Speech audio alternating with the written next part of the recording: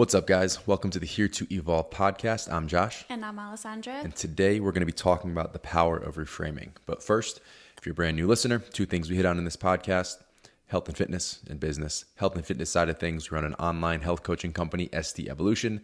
Main goal there is to filter through the bullshit and teach our clients, what the real stuff is, what really matters, how to create healthy lifestyle changes that lead them to those goals. On the business side, pretty unique perspective. We're not at the top of the food chain by any means, but we have had a lot of success. We run ST Evolution like we just talked about, but we also lease the software we utilize for client management to other coaches. That's our second business, Fit Coach Pro.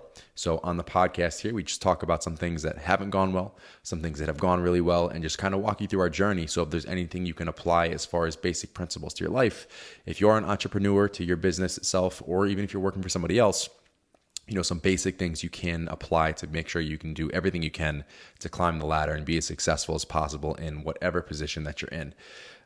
If you are a returning listener, please leave us a review, Apple Podcasts, Spotify, share us on social media, tag us, let us reshare all that with the followers. So anything we can do to spread the good word and keep this thing going in the right direction. But like we talked about today, the power of reframing. So first of all, to kind of give you guys the rundown, we pride ourselves, ST Evolution and Fit Coach Pro, on customer service. So there is so much terrible service out there. And if you've heard previous podcasts, we're talking about it all the time. But we pride ourselves on doing as much as we can for our clients and our customers and people using, everything that we offer.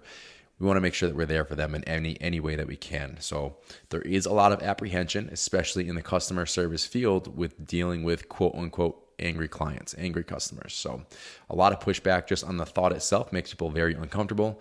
If someone calls in just to ask a question, they send an email, they want support in some way, shape, or form, we are immediately kind of taken aback, like we've done something wrong, or they're mad, or they're in the wrong for some reason. But it's usually not the case. It's actually very rarely the case. And if they are upset, it's pretty easy to fix it. As long as you can give them a viable solution moving forward, they tend to be pretty happy about it. Yeah, anybody who gets some sort of negative, quote unquote, feedback, whether it be from a customer or just from any aspect of your life, we tend to either, number one, put the blame on ourselves for it, which rightfully so. Maybe there's something you could have done better. But number two, I think it's very natural to also be super defensive, especially when it comes to, your own business feeling like you're being attacked or, getting any sort of negativity. It can be really easy to just feel like you have to defend yourself, but there's an alternative way to go about that, and we'll sort of dive into that today. And I think that ultimately, you just have to put yourself in the shoes of the customer and of the client and figure out what it is that they need to feel a little bit better. Yeah, and the main idea for this podcast episode specifically actually came as I was going through Fit Coach Pro emails. So, we are a four-man team over at Fit Coach Pro. We're all jack of all trades, doing a little bit of everything. And I noticed that as the emails are piling up, we're growing our business, and more and more people are reaching out. I was actually getting anxiety when I was going to open my email. So already right off the bat, I'm like, oh my God, who called or who emailed, who needs help, what went wrong, what could have happened?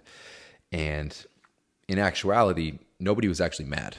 They just needed help. They needed some support. They needed advice on how to do something, because obviously as the creators, we know how things were designed for what specific purposes and the most efficient way to use those.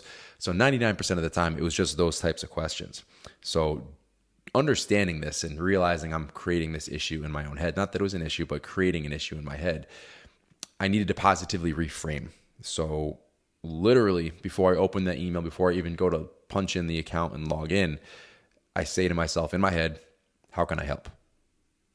Totally reframe what's going on. So rather than, oh my God, who's upset, yada, yada, yada, it's me proactively wanting to know what I can do for our customers and our clients and our consumers, and what I can do to help them take it to the next level. How can I help them? So I'm positively engaged now. It's allowing me to provide better service. The anxiety goes away, and now I'm in a much better position to provide the best service. And I look forward to creating, better relationships and helping our users in any way that I can. So just by going from, oh my God, what went wrong? Who's upset? To how can I help? Is a total mindset shift. Yeah, so when you talk about anxiety, I mean, that's something a lot of us deal with. And anxiety really is the thought process of you're worrying about something that hasn't taken place yet or it could possibly be in the future, but you're putting yourself in a situation mentally where you're worried about the what if. And, you know, we obviously can get anxiety in so many different areas of our lives, but no matter how you look at it or what you're dealing with, you can sort of pause and get mindful for a second. And like Josh did, reframe it into a positive spin or just focus on what you absolutely know you can do in that moment. And it can help so much just from the anxiety perspective. For example, a lot of people have anxiety when they start going to a gym, and the act of working out can bring about such intense feelings of anxiety when you're doing it in a public place and you aren't really at that level of confidence yet. So in this situation, how do you use the power of reframing in that instance? What do you do? So you kind of just, number one, remind yourself of your why. We talk about your why a lot, and figuring out what that is the first step. So it's often not just about weight loss or losing body fat or looking better on the outside, but what is the really deep internal motivator for you to start doing this? Tie yourself to that and almost go through a list in your head of what could possibly go wrong when you get to the gym. So something that I have clients do is sort of lay out like every possible scenario, and from those scenarios that you're thinking about, reframe them into something really good that could come of it. So that reframing aspect really is key in anything that we're doing, but it really can help so many different scenarios, no matter what it is that you're anxious about or that's causing you this stress in your life. So are those realistic scenarios they're going through, or are they like fantasy scenarios? How in depth are they getting? Well, when you think of something that you're anxious about, they could be realistic, they could be fantasy, but literally if they are real or really just far-fetched, it still is real to that person often, especially if they're just super new to the gym. So listing them out, no matter how quote unquote real they may be, is important because it allows you to sort of look at it with a new lens and then progress from there and kind of go through the different scenarios of, you know, what could happen as a result of that or what could happen instead of that. Or maybe you go through and you think, oh, this actually wasn't really that scary to, even if it did happen. So I think it's important to kind of work through and either reframe those scenarios in your head or come to terms with it being something that might happen, and it's likely not the end of the world.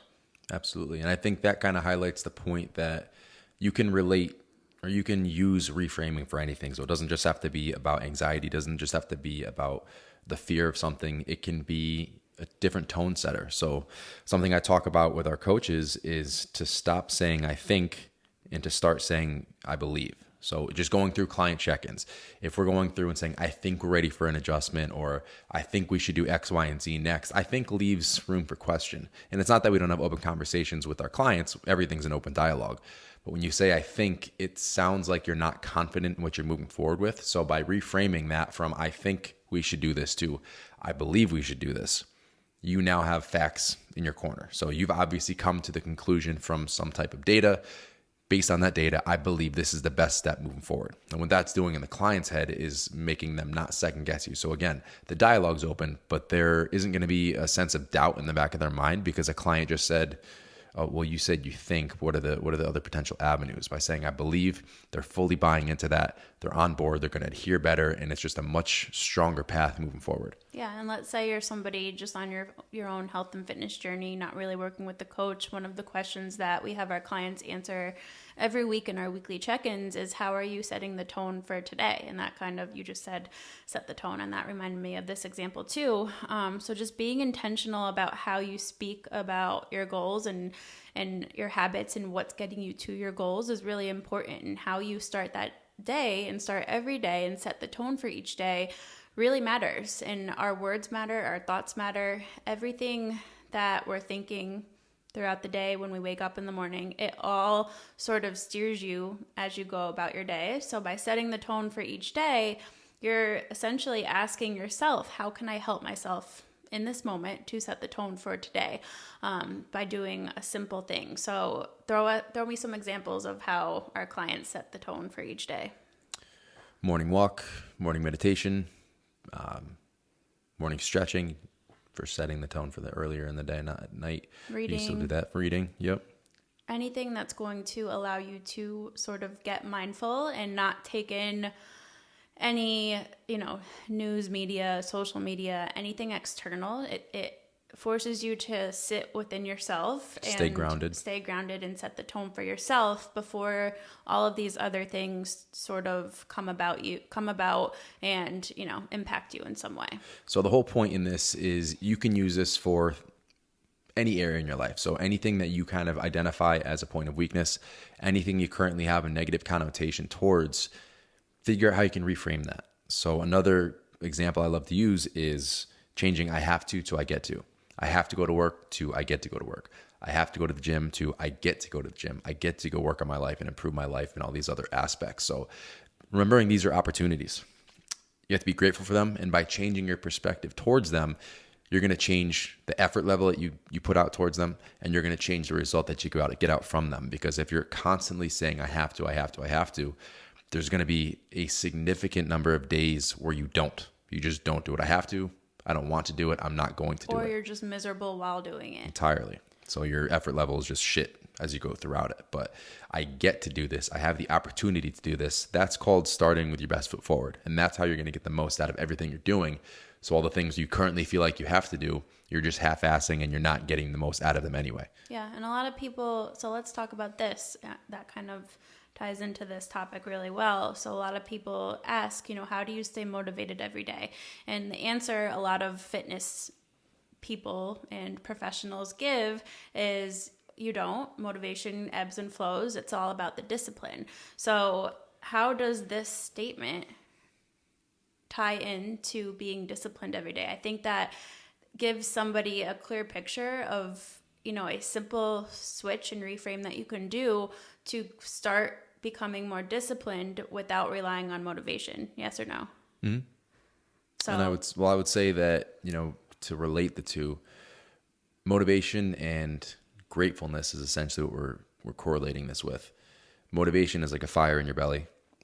Gratefulness is like a full heart. So you're not always going to have that fire, not always going to have that energy and intensity level to go towards something that you're trying to work for. But you can always be grateful. You can be tired and be grateful. And by being grateful and understanding it's an opportunity and you're lucky and it's a blessing to be able to do whatever it is, you are much more likely to continue doing it. Yeah, something I really learned over the last year was that you can feel two emotions and feel two things at once. So like you just said, you can be tired and be motivated. You're going to be tired and be motivated when you start. That's what I meant. Brain fart.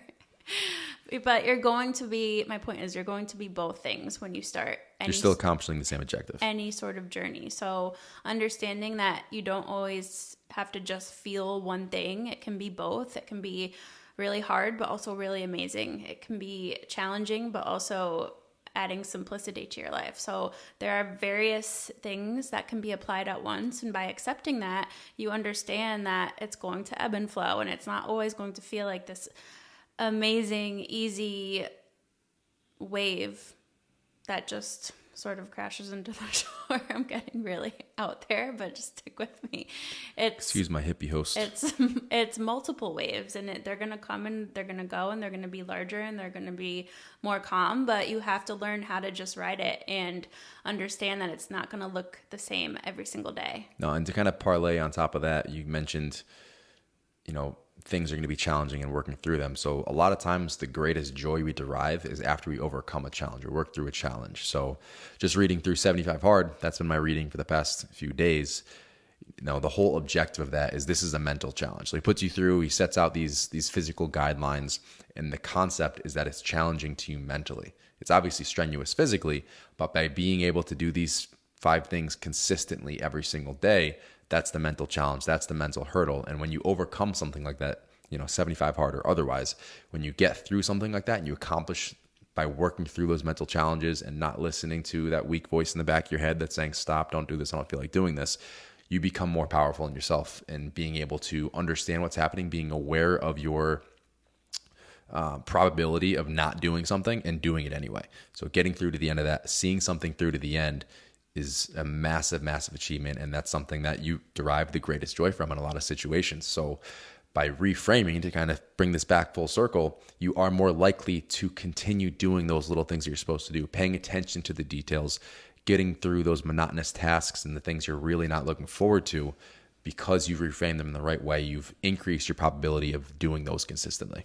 Yeah, I think a lot of people quit before they give themselves the chance to prove to themselves that they can do it. And that is really a big mental hurdle. But when you push through those harder days, and even though it may not be as perfect as you hoped it would be, or it looks a little bit different than you thought it would, you're still moving forward, and that's what counts, and that's what truly builds consistency and adherence over time. Absolutely. So we're going to wrap it up here, but a quick summary about everything we just talked about. The power of reframing is essentially to take something you may be feeling anxious about, you may be feeling weak or, a negative connotation towards, and reframing that into something that challenges you and not necessarily motivates you or excites you, but gets you into a better mental space to get something done. So I have to I get to. How can I help in those situations where I was talking about the anxiety towards the emails? What can I do to help you? How can I help you? How can I help you get the most out of this? That's a warm feeling. It's a fuzzy feeling. You're developing relationships and you're helping people achieve their goals, and just looking for those areas in any aspect of your life and choosing to reframe those so you are more likely to continue doing those daily objectives that you need to get the goal accomplished. So we'll shut it off there. Where can they find you? I'm at Alessandra Skutnik. I'm at Josh Skutnik. Everything else is linked in the show notes. We'll catch you guys in the next one.